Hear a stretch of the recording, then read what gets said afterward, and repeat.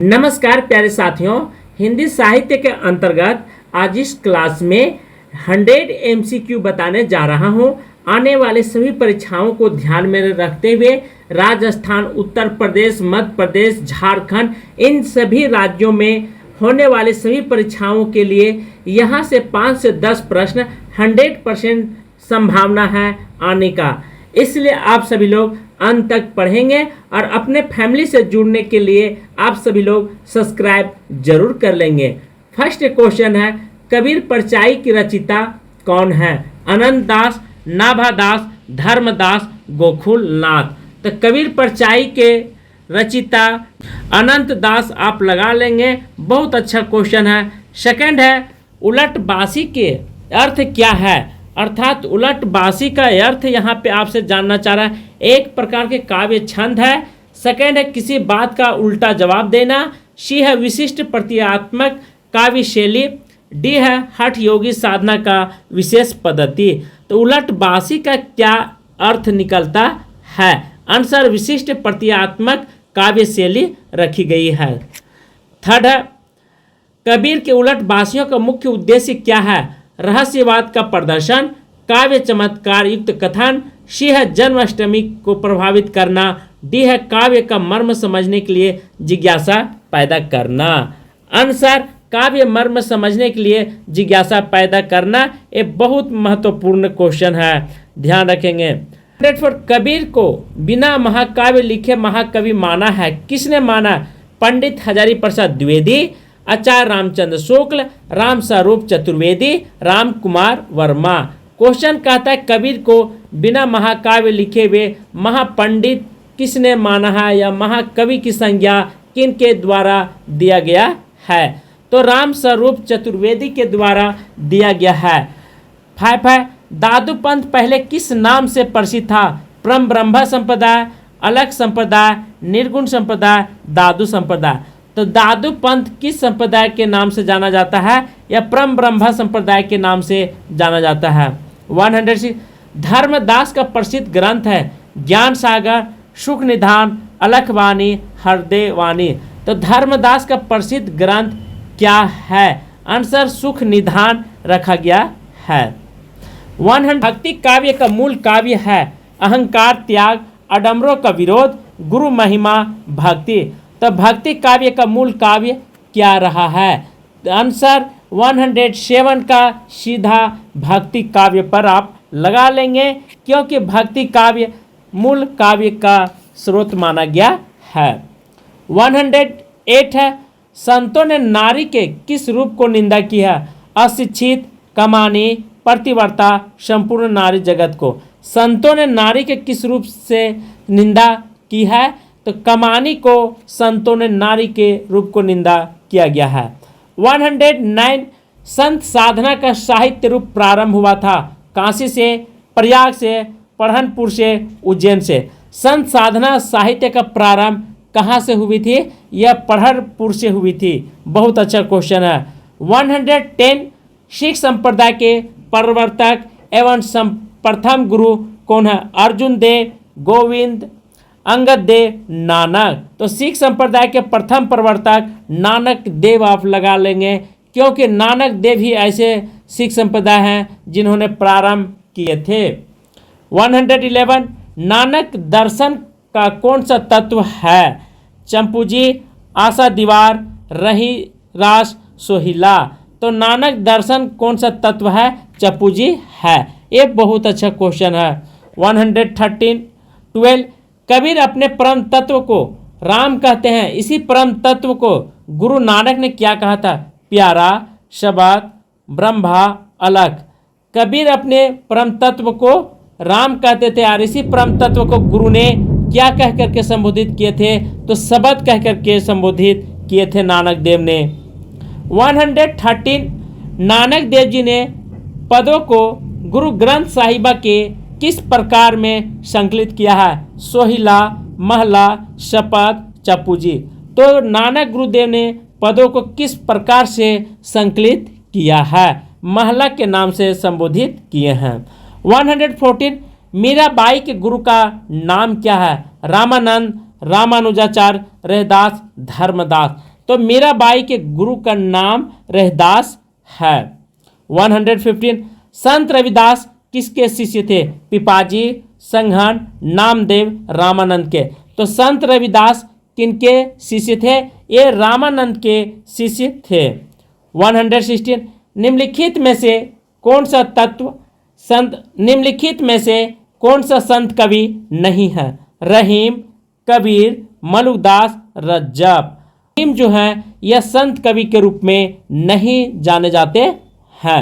Young वधु में किसकी रचना संग्रहित है? मलुकदास, दादू दयाल, मिस्किन दास, आरिफ साहब का। तो यंग वधु में किनकी रचनाओं का संग्रह किया गया है? तो दादू दयाल का। 118 दादू की रचनाओं का संग्रह हृदय वाणी के नाम से जाना जाता है। रज्जब पर मलुकदास ने, बी है आरिफ साहब और बुल्ला साहब ने, सी संत दास, जगन्नाथ दास ने और डी है गरीब दास और मिस्किन दास ने। दादू की रचनाओं का संग्रह हृदय वाणी ने किस नाम से जाना जाता है? 118 का आंसर संत दास और यहाँ पे दिया हुआ जगन्नाथ दास के नाम से जाने जाते हैं। 190 निम्नलिखित में से कौन सा शासक दादू के उपदेशों से प्रभावित हुआ था? अकबर, शाहजहां, औरंगजेब, बहादुर शाह जफर। तो निम्नलिखित में से कौन सा शासक दादू के उपदेशों के लिए प्रभावित माना जाता है? आंसर अकबर। दयाल के साहित्य की सबसे प्रमुख विशेषता है वह आडंबर का विरोध, बी है सरल और बोध में भाषा, सी है निर्भीक अखंड कोटियों की प्रचुरता, डी है आत्मसमर्पण की भावना। तो दादू दयाल के साहित्य की प्रमुख विशेषता किस रूप में जाना जाता है? आंसर सरल और बोध गम्य भाषा के रूप में जाना जाता है। बिल्कुल मेरा बी ऑप्शन सही है। दादू साहेब ने किस संप्रदाय की स्थापना की है? एक नामी, कनपट्टा, सी है परम ब्रह्मा, डी है साज्य संप्रदाय। तो दादू साहेब ने किस संप्रदाय की स्थापना किए थे? या परम ब्रह्मा संप्रदाय की स्थापना किए थे। 22 निर्गुण पंथियों में सर्वाधिक शिक्षित संत कौन है? धर्मदास, मलुकदास, दादू दयाल, सुंदर दास। तो सर्वशिक्षित कौन है? सुंदर दास। बहुत अच्छा क्वेश्चन है, 22 का आप जरूर याद रखेंगे। 123 है ज्ञान समुद्र और सुंदर विलास की रचिता कौन है? सुंदर दास, दादू दयाल, जगजीवन साहब, नारायण दास। तो ज्ञान समुद्र और सुंदर दास की रचिता कौन है? आंसर सुंदर दास आप लगाएंगे आंसर। 124 मलुकदास की रचनाओं में सर्वाधिक महत्व है रतन खान, भक्त वंशावली, भक्ति विवेक, ज्ञान बोध। तो मलुकदास की रचनाओं में सर्वाधिक किनका है? तो वह ज्ञान बोध का यहाँ पे महत्व दिया गया है। 125 दादू दयाल की शिष्य परंपरा की किस संत ने शतनामी संप्रदाय चलाया था? जगजीवन दास, संत दास, जगन्नाथ दास, सुंदर दास। तो दादू दयाल की शिष्य परंपरा के किस संत नामी ने यहाँ पे संप्रदाय चलाई थी? जगजीवन दास ने चलाई थी। 120 कबीर के बाद संत काव्य के पतन का प्रमुख कारण है अपना अपना संप्रदाय स्थापित करने की प्रबल भावना, बी है केवल रूढ़िगत बटन विधानों का वर्णन करने की प्रवृत्ति, सी है कबीर के बाद अनेक छोटे छोटे संप्रदाय की स्थापना हुई थी जिसमें से रचित साहित्य मात्र सांप्रदायिक होने के कारण साहित्य गुणों से शून्य रहा, डी है सभी धर्मों के उपासक किया गया था, अर्थात सभी धर्मों को यहाँ पे उपास किया गया था। आंसर मेरा हो जाएगा आंसर सी, कबीर के बाद अनेक छोटे छोटे सांप्रदायिक स्थापना हुई थी जिनमें से रचित साहित्य मात्र सांप्रदायिक होने का कारण ही बचा था। इन गुणों के कारण क्या हुआ था? संत का अर्थात संत काव्य का पतन होते चला गया। 127 भक्तिकालीन वह कृति है जिसमें राणा प्रताप का अशोगान हुआ था, किसमें? अशोधर कृत रनमल में, सी है बी है कुंभकर्ण कृत रतन रासों में, सी है नियामत खान जान कृति व्याम खान रासों ने, डी है दुरसाजी आढ़ा कृत विरुद्ध छहरी में। किसमें किया गया है ये जानना चाह रहा है क्वेश्चन आपसे। तो दुरसाजी आढ़ा कृत विरोधी छितहारी में। आंसर 127 का बिल्कुल मेरा जहां भी दिखाई देगा दुरसाजी, बिल्कुल डी सही हो जाएगा। 120 तुम जिन साजो गीत है वह निजे परम विचार, यह पंक्ति किनका? कबीर का, नानक का, रामानंद का, रामानुजाचार्य का। जिन जानो गीत है यह पंक्तियां किनकी है? आंसर कबीरदास की है। 29 है पाहन पूजे हरि मिले मैं तो पूजू पहाड़, यह पंक्तियां किनकी? नामदेव, कबीर, नानक या दादू का। पाहन पूजे हरि मिले मैं तो पूजू पहाड़, यह कबीरदास की पंक्तियां है। 13 है मैं कहता हूँ आखिल देखी तू कहता कागज की लिखी, यह पंक्तियां किनकी? रविदास, रज्जब, कबीर, आरी साहब का। आंसर कबीर साहब की पंक्तियां है। 31 धरती बरसे अंबर भिंजे बुझे बिरला कोई, किनका है? मलुकदास, सुंदरदास, गरीबदास, कबीरदास। पंक्तियां किनकी है? तो यह कबीरदास की पंक्तियां है। 32 है रस गगन गुफा में अंजर झरे, किनकी पंक्ति है? कबीरदास का, कारी साहब का, जगजीवन साहब का, बुल्ला साहब का। रस गगन गुफा में अंजर झरे पंक्तियां किनकी है? आंसर कबीर दास की पंक्ति है। 33 जाको राखो सैया मार सके न कोई, यह पंक्ति किनकी? नाथ मुनि, कबीरदास, एकनाथ, तुक्काराम का। जाको राखो सैया मार सके न कोई, यह कबीरदास की बहुत खूबसूरत पंक्तियां हैं। 134 अब पछताए हो क्या जब चिड़िया चुग गई खेत, यह पंक्ति किनके द्वारा लिखी गई है? नामदेव, ज्ञानेश्वर, कबीर, तुक्काराम। अब पछताए तो क्या होत है पंक्ति किनका है? कबीरदास की है। 135 तेरा प्रीतम तुझमें दुश्मन भी तुझ माही, एकनाथ, नामदेव, दादू दयाल, कबीरदास। तेरा प्रीतम तुझमें दुश्मन भी तुझ माही, यह पंक्ति कबीरदास की है। डी ऑप्शन मेरा सही हो। 36 बोया पेड़ बबूल का आम कहाँ तक खाए, मतलब आप बोएंगे बबूल का पेड़ और खाना चाहेंगे आम, तो ऐसा नामुमकिन है, ऐसा कभी नहीं हुआ है, न होगा। यह पंक्तियां किनकी है? कबीरदास का, तुलसीदास का, नानक देव का, रैदास का। बहुत अच्छा क्वेश्चन। बोया पेड़ बबूल का तो आम कहाँ से खाए, यह कबीरदास की आप लगा लेंगे। 37 मन के हारे हार मन के जीते जीत, किनकी पंक्ति है? तुलसीदास, कबीरदास, सूरदास, नानक देव। मन के हारे हार अर्थात जो विद्यार्थी मन से हार गया वह कभी सफलता नहीं प्राप्त कर सकता है, कितना ही उनके पास साधन होगा, ठीक है। और जो मन से जीत गया उनके पास कितना ही बाधा आ जाए, समस्या रहेगी, लेकिन फिर भी वह अपने मुकाम को हासिल कर पाएगा, यह पंक्ति का आशा निकलती है। तो यह पंक्ति कबीरदास की है। 130 जीवन जौवन राजपथ अविचल रहे न कोई, यह पंक्तियां किनकी? सुंदरदास, तुलसीदास, कबीरदास, मलुकदास का। तो 138 का कबीरदास की है। 39 है कोटि जतन प्रबोधिए काग हंस न कोई, किनका है? सुंदरदास, तुलसीदास, कबीरदास, मलुकदास। कोटि जतन प्रबोधिए कागा हंस न होय, यह पंक्तियां किनका है? तो कबीरदास की है। 100 हीरा जन्म अनमोल है कोड़ी बदले जाए, किनका? नानक देव, कबीरदास, सूरदास, रहीम का। हीरा जन्म अनमोल है किनका है? यह नानक देव का है। 41 कबीर काने राख नहीं वर्ण श्रम सठ दर्शनी, किनका है? तुलसीदास का, सूरदास का, गोकुलनाथ का, नाभादास का। कबीर काने राख नहीं वर्ण श्रम सठ दर्शनी, यह पंक्तियां किनका है? आंसर नाभादास का आप लगा लेंगे। 42 है निम्नलिखित 43 सूफी शब्द की उत्पत्ति मूल में किस शब्द की सर्वाधिक मान्यता मिली है, अर्थात सूफी शब्द कहाँ से निकल करके आई है। जिस प्रकार नदियाँ कोई पहाड़ से निकलती है उसी प्रकार सूफी शब्द भी कोई शब्द से निकल करके आई है। तो यह सर्वमान्य कहाँ माना गया है? सुफा से, सुफ से, सफा से या सुफिया से? तो कहाँ से यह सर्वप्रथम माना गया है? अच्छा क्वेश्चन है। आंसर सुफ से माना गया है, इसलिए ऑप्शन मेरा बिल्कुल बी सही है।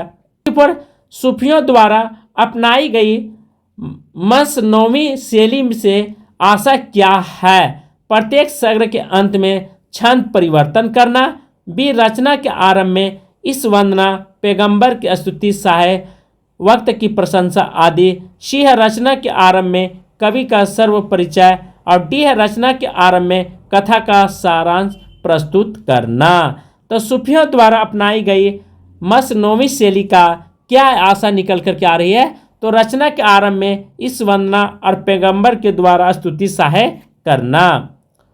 45 है, हिंदी का प्रथम सूफी काव्य कौन है? जैसी, मुल्ला वजी, मुल्ला दाऊद, नूर मोहम्मद। तो सूफी काव्य में कौन सा सर्वप्रथम रखा गया है? मुल्ला दाऊद। मुल्ला दाऊद जहां भी आपको दिखाई देगा जरूर आंसर लगाएंगे।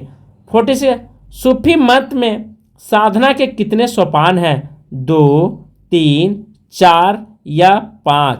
तो सूफी मत में साधना के कितने सोपान दिए गए हैं? तो आप 4 लगा लेंगे, और चारों सोपान को आप ध्यान रखेंगे। पहला सोपान जो है यह शरीयत को माना गया है, दूसरा है तरीकत है, और तीसरा है हकीकत है, ठीक है, और लास्ट में है हकीकत के बाद है मारिफत। तो ये 4 सोपान है, चारों सोपान को आप ध्यान रखेंगे। 47 है, प्रेमाख्यान काव्य परंपरा का मुख्य दर्शन है? तसउफ, बी है हनफी, सी है अहले हदीस, डी है अहमदिया। तो प्रेमाख्यान परंपरा का मुख्य दर्शन क्या रहा है? तो तसुफ रहा है। 48 अष्टछाप के किस भक्त कवि ने प्रेम आख्यान परंपरा का काव्य ग्रंथ लिखा है? सूरदास, नंददास, कुंभनदास, परमानंददास। तो अष्टछाप ने प्रेम आख्यान परंपरा का ग्रंथ किसने लिखा है? आंसर नंददास के द्वारा लिखी गई है, ऑप्शन बी। 49 सूफी साधकों में महिला संत है? कमाली, रंगरेजीन, राबिया, नसीब।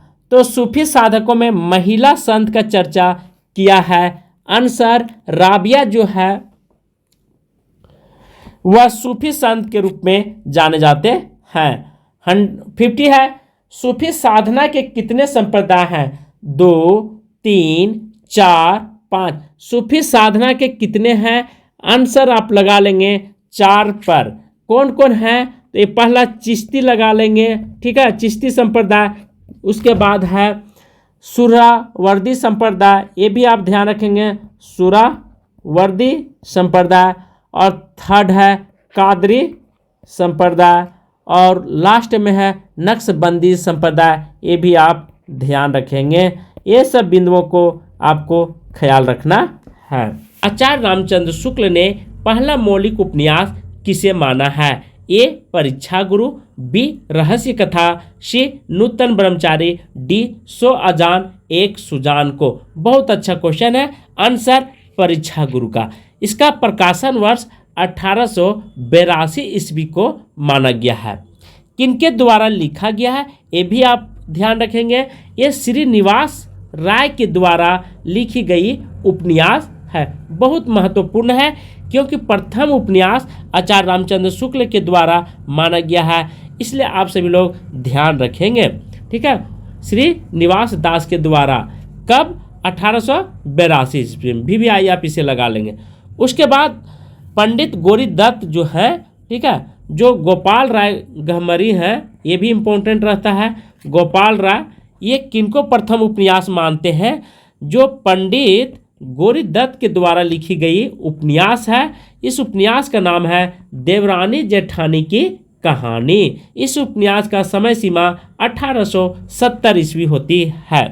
उसी प्रकार विजय शंकर एक विद्वान है, ये प्रथम उपन्यास मानते हैं, पर उस उपन्यास का नाम क्या है? जो श्रद्धाराम फिलोरी के द्वारा लिखी गई उपन्यास है। किनके द्वारा?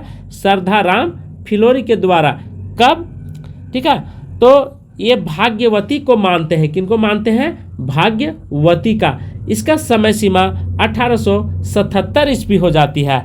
इस तरह से एक और महान विद्वान है जिनका नाम है बालकृष्ण भट्ट। ये 3 उपन्यास लिखे हैं और ये प्रथम उपन्यास के तौर पर नूतन ब्रह्मचारी को मानते हैं, ठीक है, जो 1890 ईस्वी में लिखी गई है। उसके बाद रहस्य कथा इन्हीं के द्वारा लिखा गया है। कौन सा रहस्य कथा? जो 1879 ईस्वी में, और तीनों इन्हीं का उपन्यास है। 100 अजान एक सुजान। क्या है? 100 अजान एक सुजान नाम करके, जो 1892 ईस्वी में लिखी गई थी। तो ये सब इम्पोर्टेंट यहाँ से हो जाती है। इन चीज़ों का आप ध्यान रखेंगे, नहीं तो बाद में फिर पछताएंगे। चूँकि मैं एक क्वेश्चन के साथ बहुत सारे पॉइंट रिलेट करके बता रहा हूँ। सेकेंड क्वेश्चन कि स्कंद गुप्त नाटक में कांति उपस्थित है, यह चेतावनी किसने दी थी? अनंत देवी ने, विजया ने, पृथ्वी सेन ने, स्कंद गुप्त ने।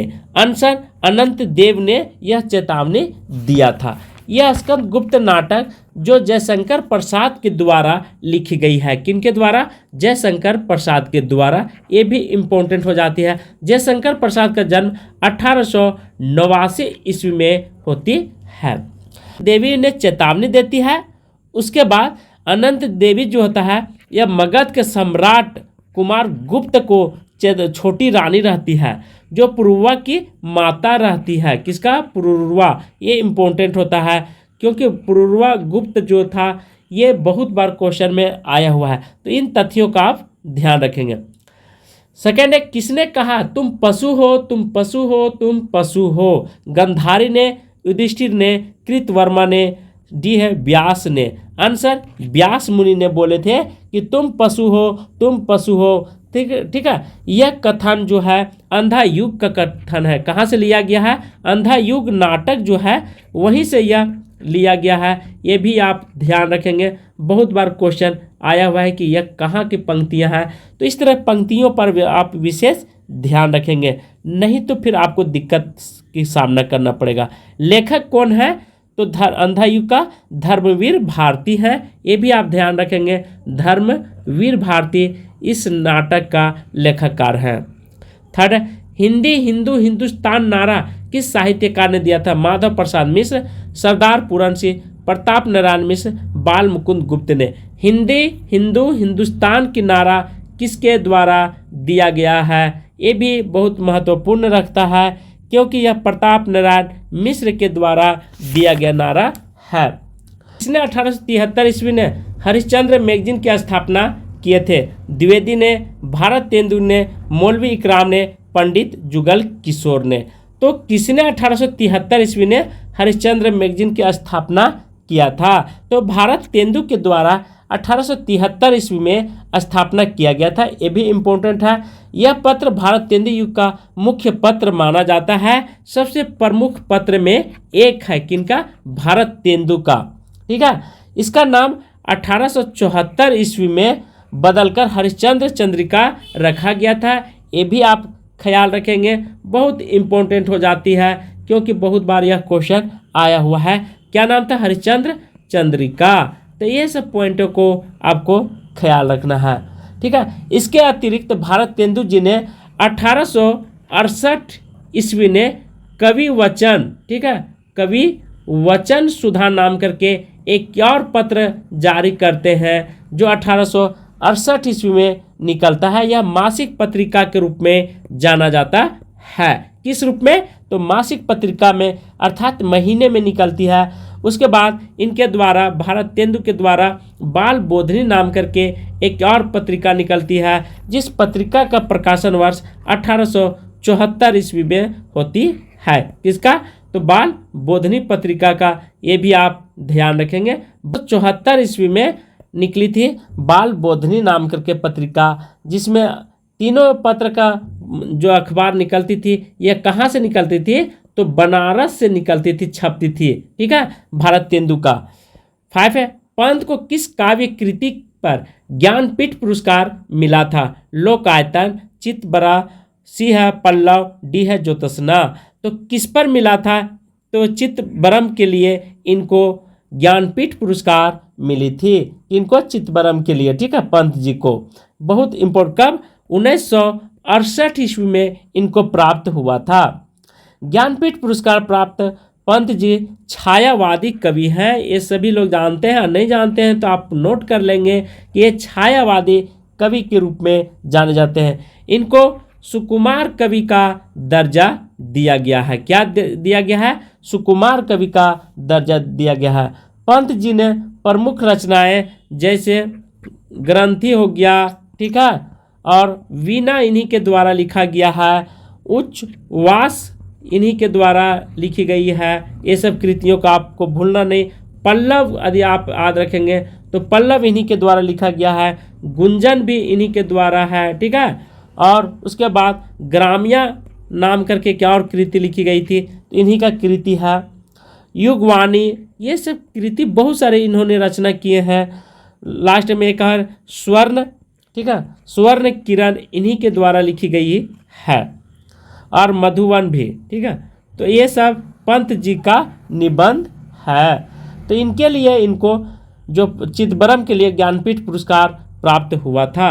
और पंत जी का और है कला और बुढ़ा चांद, लोक आयतन, ये सब पंत का ही कृति है, निबंध है, ठीक है। तो इन चीज़ों का आपको भूलना नहीं है। 6 है, सर्वेश्वर दयाल सक्सेना की नाटक कृति का नाम है तिलचट्टा, शुतुरमुर्ग, अंधों का हाथी, बकरी। सर्वेश्वर दयाल सक्सेना का जो कृति है यह किन के द्वारा लिखी गई है, ठीक है, कौन सा कृति है, तो बकरी इन्हीं के द्वारा लिखा गया है, सर्वेश्वर दयाल सक्सेना के द्वारा। उसके बाद लड़ाई और अब गरीबी इन्हीं हटाओ इन्हीं के द्वारा लिखा गया है। शुतुरमुर्ग ज्ञान देता और अग्निहोत्री, तिलचट्टा, मद्रास तथा अंधों की हाथी शरद जोशी की नाट्य कृति है। 7 है, ठेठ हिंदी की ठाठ किस विधा की रचना है। तो ठेठ हिंदी की ठाठ किस विधि की रचना है या किस विधा की रचना? काव्य है, आलोचना है, नाटक है, उपन्यास है।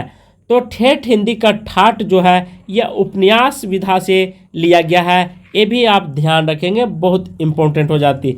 8, तोता डाली पर बैठा है, इस काव्य में कौन सा कारक है? करण कारक, संबंध कारक, अधिकरण कारक, अपदान कारक। तो तोता डाली पर बैठा है, यहाँ पे लिखा हुआ में पर, क्या है? में पर। तो कर्ता ने कर्म को करण से अधिकरण में पर, आंसर मेरा बिल्कुल सी पर जाएगा, अधिकरण में पर। 9, बंगाल का अकाल नामक रिपोताज किसकी रचना है? धर्मवीर भारती, रागे राघव, शिवदान सिंह चौहान, उपेंद्र नाथ यस्क का। तो बंगाल का अकाल यह किन के द्वारा लिखी गई है? रागे राघव के द्वारा यह कृति लिखी गई है। आचार्य रामचंद्र शुक्ल के अनुसार कबीर ने अपने साखियों में शुद्धकड़ी भाषा का प्रयोग किया है। शुद्धकड़ी से उनका क्या अभिप्राय है? ब्रज भाषा मिश्रित पूर्वी बोली, बी है ब्रज भाषा मिश्रित खड़ी बोली, सी राजस्थानी पंजाबी मिली खड़ी बोली, डी है 5 भाषाओं से मिश्रित बोली। अर्थात शुद्धकड़ी भाषा किन भाषाओं से मिक्स होकर के बना है, ये आपसे क्वेश्चन कह रहा है। बहुत अच्छा क्वेश्चन है और आप देने का प्रयास जरूर करेंगे। यदि दे लेते हैं तो भी आपके लिए अच्छी बात है। यह राजस्थानी पंजाबी मिली खड़ी बोली से बोला गया है और उसी भाषा को शुद्धकड़ी नाम दिया गया, ठीक है। तो इसमें 2, राजस्थानी और पंजाबी को मिली खड़ी बोली को शुद्धकड़ी कहा गया है। सुंदर दास नाम करके थे, उसने कबीर पच मेली खिचड़ी कहा है कबीर की वाणियों को, ठीक है। और रामचंद्र शुक्ल ने यहाँ पे क्या बोले थे? शुद्धकड़ी भाषा कहे हैं कबीर की साखियों को। और हजारी प्रसाद द्विवेदी जी कहते हैं वाणी का डिटेक्टर कह करके कबीरदास को संबोधित किए हैं। और बचन सिंह क्या कहे हैं? तो संत भाषा कहे हैं, ठीक है। किनका? तो कबीरदास की भाषाओं को। तो ये 4 पॉइंट यहाँ से आप नोट कर लेंगे। फर्स्ट है श्याम सुंदर दास के द्वारा पचमेली खिचड़ी कहा जाता है कबीर के वाणियों को, और रामचंद्र शुक्ल को शुद्धकड़ी बोले हैं। और थर्ड है आचार्य हजारी प्रसाद द्विवेदी ने वाणी का डिटेक्टर कहते हैं, बचन सिंह कहते हैं संत भाषा कह करके संबोधित किए हैं। तो ये सब तथ्यों को आप चीज़ों को ध्यान रखेंगे। सेकेंड है हजारी प्रसाद द्विवेदी किस उपन्यास का रैक्सेन आख्यान भी कहा गया है? बाण भट्ट की आत्मकथा, चंद्रोदय लेख, पूर्णवा डी है अनामत दास का पोथा। तो किसे बोला गया है? रेक्स उपन्यास के रूप में जाना जाता है। आंसर अनामत दास का पोथा, इसे ही रेक्स आख्यान के रूप में जाना जाता है। सेकंड, मेरे राम का मुकुट भींग रहा है निबंध अपने समय में बड़ा चर्चित रहा। यह निबंध किसकी है? प्रताप नारायण मिश्र, विद्यानिवास मिश्र, कुबेर नाथ राय, हजारी प्रसाद द्विवेदी जी। आंसर विद्यानिवास मिश्र का है। मेरे राम का मुकुट भींग रहा है, यह बहुत विख्यात निबंध है, यह जाकर के पढ़ना चाहिए, क्योंकि मेरे राम के उसके बाद विद्यानिवास ये जो है ये ललित निबंधकार के रूप में जाने जाते हैं। किस रूप में? ललित निबंधकार के रूप में जाने जाते हैं, ये भी आप ख्याल रखेंगे, ठीक है। इसके बाद इनके और बहुत सारे निबंध लिखे हैं, जैसे अन्य है चितवन की छा, इन्हीं के द्वारा लिखा गया है चितवन की छा, और कदम की फूल, ये भी इन्हीं के द्वारा लिखा गया है कदम की फूल, और तुम चंदन हम पानी, ये विद्यानिवास मिश्र के बहुत अच्छे अच्छे निबंध लिखे हैं, इसलिए इन निबंधों को आप याद रखेंगे। और लास्ट में है आंगन की पंछी, इन्हीं का है, विद्यानिवास मिश्र का है। हमारा मन, इन्हीं का, विद्यानिवास मिश्र का है। और मैंने सिल पहुंचाई, तो ये 4-5 निबंध इन्होंने लिखे हैं, लेकिन बहुत ही फेमस निबंध है। इन निबंधों का समय सीमा और कृति याद रखेंगे किनके द्वारा लिखी गई है। थर्ड है राग गोविंद की रचयिता का नाम बताइए। सूरदास, नंददास, रहदास, मीराबाई। तो राग गोविंद किनके द्वारा लिखी गई है? ये बहुत अच्छी क्वेश्चन है, आप इसे जरूर जवाब देंगे। आंसर मीराबाई के द्वारा लिखा गया, जिन्होंने कृष्ण भक्ति में, ठीक है, अपनी जान दे दिए कृष्ण को पाने के लिए, वो मीरा है। तो राग गोविंद मीरा ने लिखे हैं। इनकी अन्य प्रसिद्ध रचनाएं भी हैं, जैसे नरसिंह जी की मायरा, इन्हीं के द्वारा लिखा गया है। नरसिंह जी की मायरा मीराबाई के द्वारा। राग सोठा अधिक कहेगा, तो राग सोठा मीराबाई के द्वारा लिखी गई है। गीत गोविंद, ठीक है, गीत गोविंद इन्हीं के द्वारा लिखी गई है। तो ये सब तथ्यों का आप ध्यान रखेंगे। और एक है मलार राग सत्यभामा, तो ये मीराबाई के द्वारा लिखा गया है। तो ये कृतियों का आपको ख्याल रखना होगा। 4 है संत कवि गुरु नानक देव का जन्म कहाँ हुआ था? अमृतसर, तंडवाली, सी है नादे, डी है नानक काना में। तो संत कवि गुरु के जन्म कहाँ हुआ था?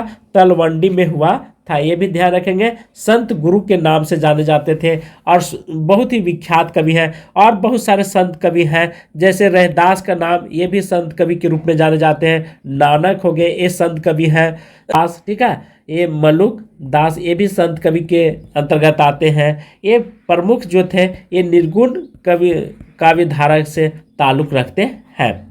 और भक्ति धारा के दूसरी काव्य धारा, इसे प्रेमाश्री के नाम से भी जाना जाता है। तो ये सब चीज़ों का आप ध्यान रखेंगे। और दादू भी इसी पंक्ति में आते हैं, ठीक है, संत कवि के रूप में। और कबीर भी, ये सब क्या है? संत कवि। इन्होंने न मूर्ति पूजा पर विश्वास किए, न मंदिर, न मस्जिद में, केवल ये उस स्वरूप को देखना चाहते थे जो अदृश्य है, उसी स्वरूप को ये सब मानते थे। 5 है ज्ञान मार्गी शाखा के कवि को किस नाम से पुकारा जाता था? सिद्ध कवि, नाथ कवि, गुरु भक्त कवि है, और डी है संत कवि के रूप में। तो बहुत अच्छा क्वेश्चन है, आप इसे जरूर जवाब देंगे। क्वेश्चन कहता है ज्ञान मार्गी शाखा को किस नाम से जाना जाता है? तो ज्ञान मार्गी शाखा के कवि को किस नाम से जाने जाते हैं? आंसर संत कवि के रूप में जाने जाते हैं।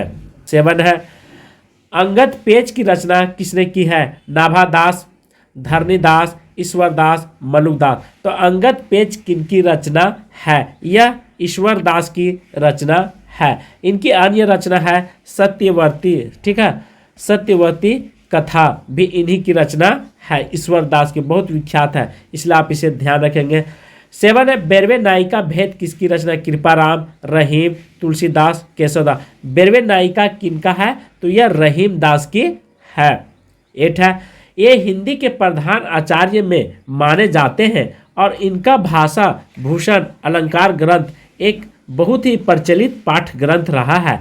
रामचंद्र शुक्ल के उपयुक्त बात किस रीतिकालीन कवि के विषय में कही गई है? मतीराम, देव, महाराज और पद्माकर। यह किनके विषय में कहा गया है? तो महाराज कवि के बारे में बोला गया है। आचार्य रामचंद्र शुक्ल की रीति कवि महाराज जीवन सिंह के विषय में कही गई है। ये भी आप ध्यान रखेंगे। जीवन सिंह के बात में मतलब जीवन सिंह के विषय में इनका पूरा नाम था, महाराज का पूरा नाम था जसवंत सिंह नाम था। ठीक है, तो महाराज जसवंत सिंह के विषय में कहा गया है। और ये कहाँ के थे? तो मरवाड़ा के रहने वाले नरेश के, ठीक है, गजराज सिंह के द्वितीय पुत्र थे। कौन थे? गजराज सिंह के द्वितीय पुत्र थे, जो भाषा भूषण ग्रंथ अलंकारों का पाठ ग्रंथ लिखे थे। तो ये सब चीज़ आप ध्यान रखेंगे। दरिदा लेखन को किसका स्रोत मानते हैं? दर्शन का, ज्ञान का, भावों का, तमाम सांस्कृतिक कर्म का। आंसर तमाम सांस्कृतिक कर्म का दरिदा लेखन यहाँ पे मानते हैं। दरिदा एक महान दार्शनिक के रूप में जाने जाते हैं, जिन्होंने यूरोप में इनका गहन प्रभाव था। और दरिदा अत्यधिक पूर्ण निर्माण के प्रतिपादन पर जोर दिए थे। और उन्होंने एक और सिद्धांत दिए थे, विवेचना का सिद्धांत इन्हीं के द्वारा दिया गया था। ये कहाँ के रहने वाले थे? तो ये फ्रांस के रहने वाले थे, इसीलिए इनका नाम फ्रांसीसी भी दिया गया है। तो ये सब पॉइंट को आप नोट कर लेंगे। और इन्होंने लेखन में सांस्कृतिक कर्म के स्रोत को महत्व ज़्यादा दिए थे। सेकेंड क्वेश्चन, मैं तो गिरधर के घर जाऊं, गिरधर म्यारो सांचे प्रीतम दे, रूप लुभाऊं। इस पद में कौन सा काव्य है? मधुर काव्य है, ओज गुण है, प्रसाद गुण है, या इनमें से कोई नहीं? बहुत अच्छा, ये मधुर्य गुण इनमें छिपा हुआ है। मधुर्य गुण कहाँ कहाँ पे पाए जाते हैं? आप इसे ध्यान रखेंगे चीज़ों को। मधुर्य गुण का संचार होता है जहाँ पे हमारे कानों को सुनने में अच्छा लगता हो, मधुर लगता है, वहाँ पे मधुर गुण का वास होता है, वहाँ पे मधुर गुण रहता है। उसके बाद श्रृंगार रस में मधुर गुण का ही रहता समावेश होती है। और करुण रस में भी मधुर गुण होती है। ये सब पॉइंट को नोट कर लेंगे। जहाँ पे कर्ण प्रिय कोई भी कविता लगे सुनने में, वहाँ पे मधुर्यपूर्ण होती है। ठीक है, और आर्द्रता हो, वहाँ पर भी मधुर्य गुण होगा। चिंतन की द्रव्यशीलता हो और प्रसन्नता कारक हो, वहाँ पर भी द्रव्य मधुर्य गुण छिपी हुई रहती है। और ये सब तत्वों को आपको भूलना नहीं है। मधुर गुण से युक्त बहुत सारी कविताएं लिखे गए हैं, श्रृंगार के रूप में, शांत रस के रूप में, करुण रस के रूप में। तो ऐसे बिहारी हो, रस खान हो, इन सभी कविताओं में मधुर गुण पाए जाते हैं। थर्ड है, अरस्तु के अनुकरण सिद्धांत का अनुकरण का आशय क्या है? प्राकृतिक नकल, पुनः पूर्जन, सी है नकल, डी है वस्तु परक। पूछ रहा अरस्तु भी एक महान दार्शनिक के रूप में जाने जाते हैं। इनके बारे में आपसे चर्चा कर रहा है। अरस्तु कौन था, क्या करता था? बहुत अच्छा क्वेश्चन है। अरस्तु पुनः पूर्जन के बारे में जोर दिया था। बहुत अच्छा क्वेश्चन, इसलिए आप सभी लोग इसे जरूर याद रखेंगे। फोर है, क्रोचो के अभिव्यंजना के 4 स्तंभों में कौन सा स्तर असंगत है? असंगत के बारे में विचार, अंत संस्करण, अभिव्यंजना, अनुनासिक आनंद। तो यहाँ पे पूछ रहा है अंत संस्करण के बारे में, अर्थात कौन सा असंगत है जो कि सही के नहीं है। आंसर विचार जो है यह संगत के रूप में है। क्रोचो ने बहुत सारे दिए थे। अभिव्यंजना के 4 स्तंभ इन्होंने बताए थे। कौन कौन 4 स्तंभ बताए थे? अंत संस्करण है, अभिव्यंजना है, अनुनासिक है और आनंद इन्हीं के द्वारा दिया गया है। लास्ट में अभिव्यक्ति क्रोचे के द्वारा अभिव्यंजना के 4 स्तंभ बताए हैं। चारों स्तंभ को आप लिख लेंगे तो अच्छी बात होगा। और मेरी आवाज़ को आप नोट कर लेंगे, क्योंकि रोक कर एक बार नहीं 2 बार जरूर पढ़ लीजिएगा। 5 है, पाली भाषा का सर्वप्रथम व्याकरण है कचानन, पतंजलि, पाणिनि, हेमचंद्र। देखिए ये भी व्याकरण है, ठीक है, पतंजलि भी व्याकरण है, पाणिनि भी है और हेमचंद्र। लेकिन यहाँ पे एक शब्द जोड़ दिया है, पाली भाषा का जिक्र किया है। तो पाली भाषा का सर्वप्रथम व्याकरण कचानन है। यह इंपॉर्टेंट हो जाती है। बाकी सारे है, पाणिनि भी एक व्याकरण है, ग्रंथ है, ऐसा नहीं है कि नहीं है सभी है। लेकिन शब्द को पकड़ने का कोशिश कीजिए आंसर क्वेश्चन को, ठीक है। बिना क्वेश्चन पढ़े हुए आप आंसर डायरेक्ट नहीं दीजिएगा। 6 है, हिंदी की हिंदी को संघ की राजभाषा बनाने का जो प्रस्ताव संसद में पारित हुआ, उसको प्रस्तावक कौन थे? मतलब वहाँ पे राजभाषा को पूरे भारत में फैलाने का, पूरे भारत में मान्यता प्राप्त करने के संवैधानिक रूप से वे किनका नाम सबसे ऊपर आता है? पंडित जवाहरलाल नेहरू, पुरुषोत्तम दास टंडन, राजगोपालचारी, गोपाल स्वामी अयंकर। आंसर डी, गोपाल स्वामी अयंकर का। हिंदी संघ की भाषा। संघ मतलब होता है राज्य। क्या होता है? संघ मतलब होता है राज्य। अनुच्छेद 1 में ही संघ के बारे में दिया गया है। तो यहाँ राजभाषा की बात कर रहा है, और एक होता है राष्ट्रभाषा। राज्य भाषा मतलब होता है ऑफिशियल लैंग्वेज। राष्ट्रभाषा अभी भी हिंदी जो है से वह लड़ रही है पूरे भारत में राजभाषा के लिए, अपने स्थान बनाने के लिए, लेकिन फिर भी राष्ट्रभाषा का दर्जा नहीं मिला। इसके पीछे बहुत सारे राजनेता लोग अपने स्वार्थ सिद्ध करना चाहते हैं, जिस कारण से हमारे देश का विकास रुक जाती है। ठीक है, तो इनका महत्व बहुत अच्छा रहा है स्वामी अयंकर का। ऐसा नहीं कि राजगोपालचारी का भूमिका नहीं रहा है, इनका भी रहा, पुरुषोत्तम दास टंडन का भी रहा, और पंडित जवाहरलाल नेहरू का भी रहा है। ठीक है, हिंदी का संघ भाषा बनाने में तो इन सभी विद्वानों का रहा है, लेकिन सबसे पहले, ठीक है, गोपाल स्वामी अयंकर का नाम ऊपर आता है, इसलिए आप इसे जरूर ध्यान रखेंगे। 7 है, प्राचीन का विलोम शब्द क्या है? नया, प्राइतिहासिक, पुराना, आवर्चीन। तो प्राचीन का विलोम क्या होता है? आवर्चीन होता है। यह व्याकरण से लिया हुआ क्वेश्चन है, क्योंकि आज हम मिक्स क्वेश्चन बताने जा रहा हूं, इसलिए आप सभी लोग ध्यान देंगे। 8 है, कौन से वर्ग में ओष्ठ वर्ण है? य र स, बी है च ल द, सी है प ब फ, और डी है ट क श। Answer C. मेरा ये बिल्कुल ओष्ठ से उच्चारण होता है, प ब और फ का, इसलिए आप इसे ध्यान रखेंगे। ओष्ठ कहने का अर्थ है प्यारे साथियों कि आप खुद ही देख लीजिए, ठीक है, अपने भाषा में बोल करके देखिए, प फ। तो ओठ का जो निर्माण होता है इस ढंग से होता है, नीचे से और ऊपर से, इसीलिए कहा गया ओष्ठ वर्णन। बाकी य र ल इन लोगों के लिए जब हम बोलते हैं तो मुंह जो है वह खुला के खुला रह जाती है। 9 है, कबीर के बीजक पर रखी गई तिरजिया टीका किसकी है? ये अर्थात ये टीका है। टीका का मतलब होता है व्याख्या करना। पुरन दास का है, बी है जगजीवन दास का, सी भगवान दास का, डी प्लाटो साहब का। तो कबीर का बीजक किनका है? तो यह पूरन दास का है। ठीक है, तो पूरन दास का बहुत सारे लिखे हैं और बहुत सारे कृतियां हैं, तो ये सब ध्यान रखेंगे। बाकी महाराष्ट्र में भक्तों में किनका नाम सबसे ऊपर आता है? सूरदास, तुलसीदास, मीराबाई, नामदेव का। तो महाराष्ट्र में सबसे ऊपर नामदेव जी का आता है। बहुत इंपॉर्टेंट हो जाती है, क्योंकि सूरदास भी थे, तुलसीदास भी, मीराबाई, पर यहाँ पे पूछ रहा है महाराष्ट्र के क्षेत्र में। ठीक है, महाराष्ट्र से बिलोंग कौन करते थे जिनका। 11 खेत कुतुकम किसकी रचना है? रहीम का, रश खान का, कवि गंग कवि का, डी है दादू दयाल का। तो खेत कुतुलम किनकी रचना है? ये रहीम दास की है। खेत कुतुलम के अलावा इनकी और बहुत सारे रचना है, जैसे नगर शोभा, इन्हीं की रचना है, ये भी इम्पोर्टेंट है, चीज़ों का आप लिख लेंगे। उसके बाद बेरवे रामायण के बारे में पूछेगा, तो बेरवे रामायण इन्हीं के द्वारा लिखी गई है, बेरवे रामायण भेद। ठीक है, उसके बाद रहीम दोहावली इनका ही रचना है, किनका? तो रहीम दास का दोहावली। और दूसरी बात है सतसई इन्हीं के द्वारा यह कृति लिखी गई है, और एक है सिंगार सोठा। ठीक है, तो ये सब चीज़ों का आप ध्यान रखेंगे। अध्याय इन्हीं के द्वारा एक लास्ट में है रस पंचा अध्याय।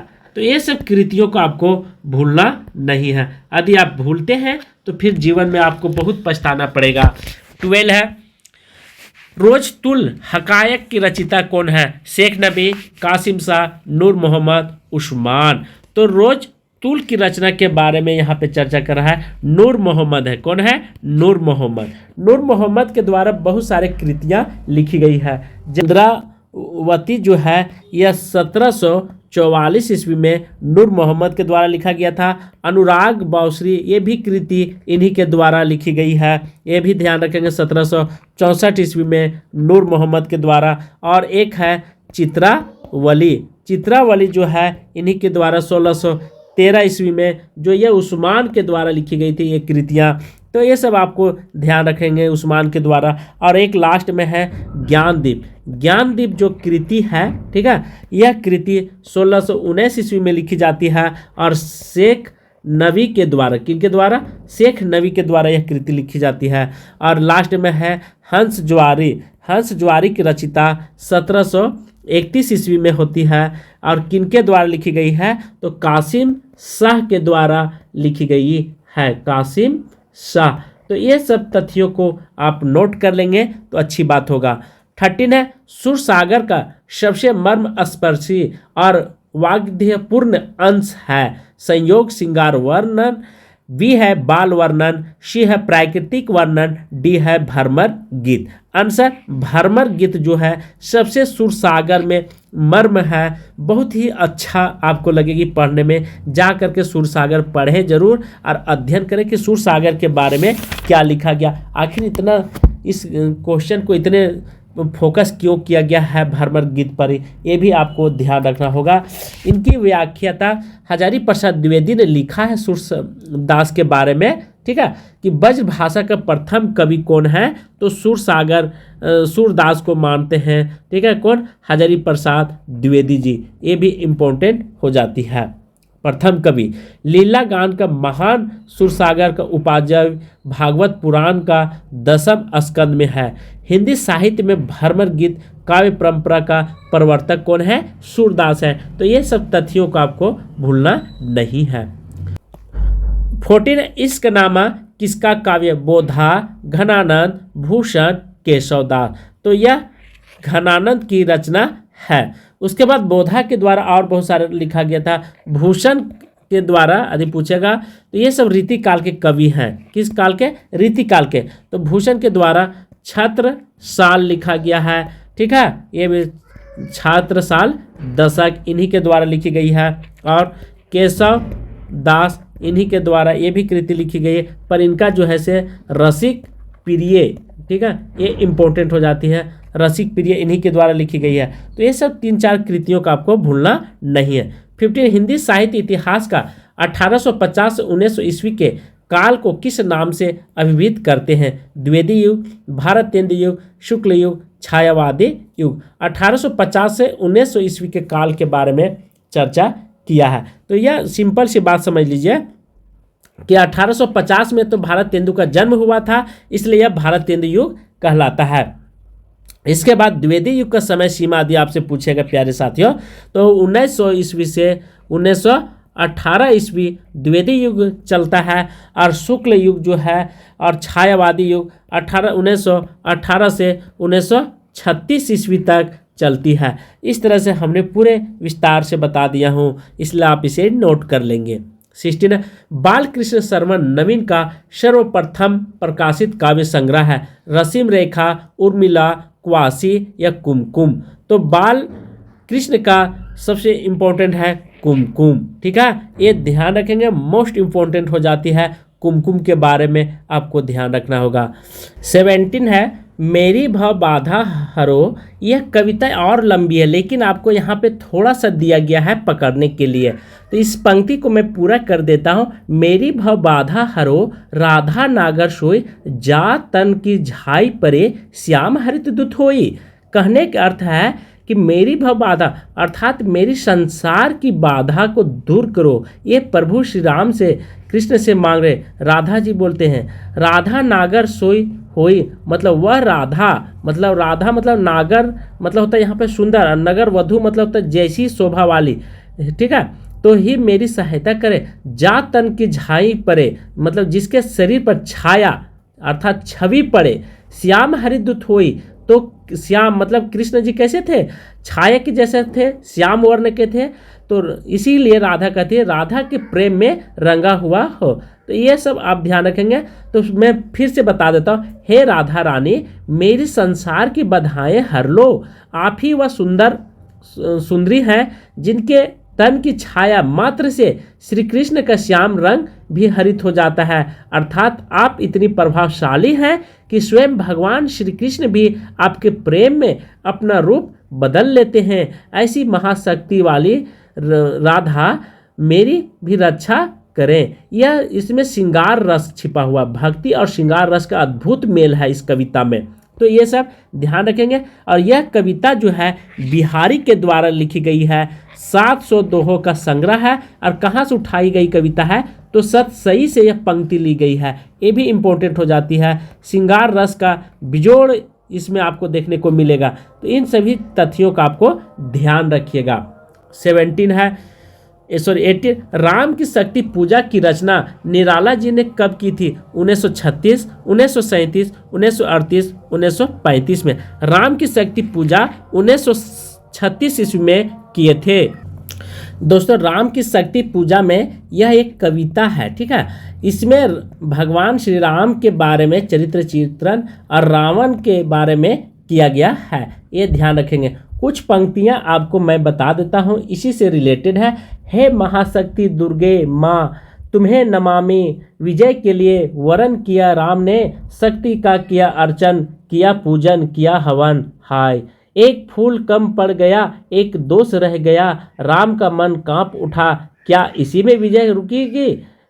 तो ये पंक्ति का अर्थात राम रावण के युद्ध करने से पहले देवी दुर्गा की पूजा करते हैं। उन्होंने 108 नील कमल चढ़ाने का संकल्प लिया, लेकिन एक कमल जो है वह शेष रह जाती है। वे सोचते हैं मुझे तो कमल नयन कहाँ गया है, और क्या अपना नेत्र चढ़ा दो? जैसे ही वे अपना नेत्र चढ़ाने की तैयारी करते हैं तो देवी प्रकट होती है, माँ देवी, और देवी उनकी भक्ति और साहस में प्रसन्न हो जाते हैं और उन्हें आशीर्वाद देती हैं विजय भवा का। तो इस तरह से राम की शक्ति पूजा कविता निराला के द्वारा लिखी गई है, बहुत अच्छी कविता है, आप उसे जाकर के जरूर पढ़ेंगे। अजातशत्रु नाटक प्रकाशित कब हुआ था? 1922 ईस्वी, 1926, 1930, 1931 में। तो अजातशत्रु जो नाटक यह लिखी गई है 1922 ईस्वी में कृति लिखी गई है। यहाँ पे ये कृति किनके द्वारा यह नाटक लिखा गया? तो जयशंकर प्रसाद के द्वारा। इनका जन्म 1889 ईस्वी में, लेकिन जयशंकर प्रसाद के द्वारा लिखी गई नाटक आप मंचाधीन नहीं कर सकते हैं, मंच पर नाटक नहीं खेल सकते हैं। इनकी नाटक में बहुत बड़ी खामी पाई गई है। इनके द्वारा सज्जन नाम करके एक नाटक लिखी गई थी। इनका समय सीमा 1910 ईस्वी हो जाती है। कल्याणी का आदि समय सीमा आदि आपसे पूछेगा, तो कल्याणी का समय सीमा आप ध्यान रखेंगे, इनका समय सीमा 1912 ईस्वी होती है। और करुणालय इन्हीं के द्वारा लिखा गया है, जिनका समय सीमा 1912 ईस्वी ये भी हो जाता है। प्रायश्चित इन्हीं के द्वारा लिखा गया है, ये भी इम्पोर्टेंट है, और समय सीमा 1913 ईस्वी। और राजश्री इन्हीं के द्वारा लिखी गई है, जो राजाओं के बारे में, इनका नाटक 1915 ईस्वी। एक और रहता है नज्ञ अज्ञ, 1926 ईस्वी में लिखी गई अंतिम नाटक होती है। तो इस तरह से जयशंकर प्रसाद ने नाटक लिख करके एक गद्य विधा का बहुत ही महत्व दिए हैं, मतलब ऊंचाइयों तक पहुंचाने का काम किए हैं। 20 अछनन या मधुमेह देश हमारा, यह पंक्ति कहाँ से लिया गया? ध्रुव स्वामी, स्कंद गुप्त, चंद्रगुप्त, अजातशत्रु। तो अछनन यह मधु देश हमारा, यह पंक्ति चंद्रगुप्त से उठाया गया पंक्ति है। बहुत अच्छा है, यह भी एक नाटक है। और यह नाटक किनका है? तो जयशंकर प्रसाद के द्वारा यह नाटक लिखी गई है, ये भी आप ध्यान रखेंगे, क्योंकि ध्रुव स्वामी, स्कंद गुप्त, अजातशत्रु ये सब जयशंकर प्रसाद के द्वारा ही लिखी गई, पर चंद्रगुप्त में यह पंक्ति दिया हुआ था। यह पंक्ति और आगे लंबी है, तो इसे भी मैं बता देता हूँ। 21 है अमरकांत प्रेम के किस उपन्यास का पात्र था? एक अमरकांत करके एक पात्र था, किसमें था? रंगभूमि में, कर्मभूमि में, गबन में, सेवा सदन में। तो अमरकांत नाम का जो व्यक्ति था वह किसमें पाठ किया था, किस जगह पे था? यह कर्मभूमि में था, ठीक है। अमरकांत ये इंपॉर्टेंट हो जाती है। और बहुत सारे रंगभूमि के पात्र भी मैं बता देता हूँ, जैसे सेवा सदन की यदि बात करेगा तो सेवा सदन में बहुत सारे हैं, जैसे सुमन हैं, ठीक है, इन्हीं के हैं, और गजाधर इन्हीं में थे, और कृष्ण चंद, शांता, ये सब सेवा सदन के पात्र थे। और गबन के बात करेगा तो आप याद रखेंगे जलपा, ठीक है। उसके बाद रामनाथ इन्हीं के पात्र माने जाते हैं। रतन इन्हीं ने पाठ, ये सब तीनों पात्र हैं। और एक लास्ट में है जोहरा, तो ये गबन के पात्र हैं। उसके बाद रंगभूमि, रंगभूमि में 3-4 हैं, जैसे सूरदास थे रंगभूमि में है, ये भी इम्पोर्टेंट हो जाता है, कभी पूछेगा सूरदास कहाँ पाठ किए थे, और एक सोफिया नाम करके थे यहीं पे थे, ठीक है, रंगभूमि में पात्र किए थे, और एक भरत सिंह, ये सब पाठ किए थे। तो ये सब पात्र का नाम ध्यान रखेंगे, और एक महेंद्र नाम करके थे वो रंगभूमि में थे। तो इन पात्रों के नाम भी आप याद रखेंगे। 22 कहानी नई कहानी पुस्तक के लेखक कौन है? देवी शंकर अवस्थी, राजेंद्र जाधव, नामवर सिंह, अज्ञ। तो कहानी नई कहानी पुस्तक के लेखक के बारे में आपसे चर्चा कर रहा है, आंसर नामवर सिंह है। नामवर सिंह इनका कृति है, इन्हीं के द्वारा यह कहानी लिखी गई है। और बहुत सारे कृतियाँ और भी लिखी गई है, पर आपको उतना ध्यान देने की जरूरत नहीं है। 23 है, भारत तेंदु बाबू हरिश्चंद्र का जीवन चरित्र ग्रंथ रचनाकार कौन है? राधा कृष्ण दास, श्याम सुंदर दास, श्रीधर पाठक, महावीर प्रसाद द्विवेदी जी। तो भारत तेंदु बाबू हरिश्चंद्र का जीवन चरित्र का रचनाकार कौन है? आंसर यहाँ पे ध्यान रखेंगे राधा कृष्ण दास जी है। राधा कृष्ण दास के द्वारा बहुत सारे कृति लिखी गई थी 1940 में, ठीक है, राधा कृष्ण दास के द्वारा लिखी गई है। उसके बाद प्राचीन पंडित कवि 1918 में प्रसाद द्विवेदी के द्वारा लिखी गई थी। कब? 1918 ईस्वी में लिखी गई है प्राचीन, ठीक है, प्राचीन पंडित कवि, ये इन्हीं के द्वारा लिखी गई है, महावीर प्रसाद द्विवेदी के द्वारा लिखी गई है। 24 बनारस अखबार का प्रकाशन शुरू हुआ 1840, 1841, 1844 और 1845। बनारस अखबार का प्रकाशन कब हुआ था? 1845 ईस्वी में हुई थी। देखिए बनारस अखबार जो था यह कहाँ से और कितने दिनों के बाद निकाली गई थी, ये भी इम्पोर्टेंट हो जाती है। तो बनारस अखबार 1845 में, जिसका संपादन कौन थे? राजा शिव प्रसाद सितारे हिंद के द्वारा यह निकाली गई पत्रिका थी। और उदंड मार्तंड यदि आपसे पूछेगा उदंड मार्तंड का समय सीमा, तो आप लगाएंगे 30 मई, ठीक है, 1826 ईस्वी को। इसीलिए 30 मई को यह कलकत्ता से निकलती थी, और यह 30 मई को पूरे भारत में पत्रकारिता दिवस के रूप में मनाया जाता है। इनका संपादन कौन किए थे? तो जुगल किशोर जी किए थे, ये भी इम्पोर्टेंट हो जाती है। 25 है, कृपा राम द्वारा रचित नायिका भेद की सबसे पुरानी पुस्तक कौन है? हित तरंगिणी, श्रुति भूषण, उज्ज्वल नीलमणि, कर्णभरण। तो कृपा राम द्वारा ये इम्पोर्टेंट हो जाती है। कृपा राम द्वारा क्या लिखा गया था? हित तरंगिणी का निर्माण किया जाता है। उसके बाद श्रुति भूषण के द्वारा और कर्णभरण, ये सब आपको ध्यान रखना है। कृपा राम हित तरंगिणी कब लिखी गई थी? 1541 ईस्वी में इसकी समय सीमा है। यह रीति निरूपक कवि के रूप में जानी जाती है और पुरानी पुस्तक मानी जाती है। भेदोभाद का उल्लेख है। यहाँ पे 5 तरंग विभक्त किया गया। कितना? 5, ठीक है, तरंगों में विभक्त किया गया है। और विभक्त के साथ साथ यह रचित सतसई काव्य परंपरा का प्रथम ग्रंथ है। उज्ज्वल नीलमणि और रूप गोस्वामी, कर्णभरण, गोविंद इन्हीं के द्वारा लिखी गई है, कृपा राम के द्वारा। तो आज की क्लास में यहीं पे समाप्त कर रहा हूँ। थैंक यू, धन्यवाद।